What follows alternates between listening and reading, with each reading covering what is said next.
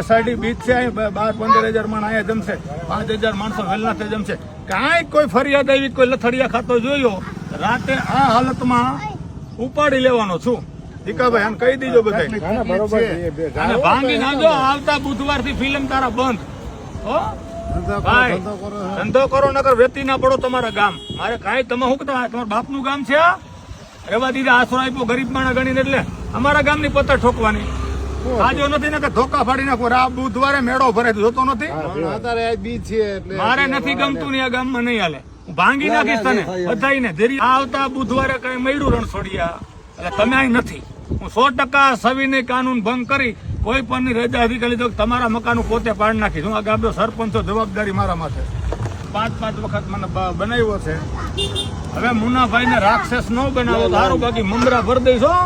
અને તારા lord governor ને કહેવાનું છું, અહીંયા બુધવારે મેળો ભરાણો. ધીરિયા બિરિયા કહી દીધે મત ની કાંઈ જરૂર નથી. મત છે ને કાઢતા આવડે મુન્નાભાઈ. મુન્નાભાઈ આમ નથી. બહુ તમારું સહન કર્યું.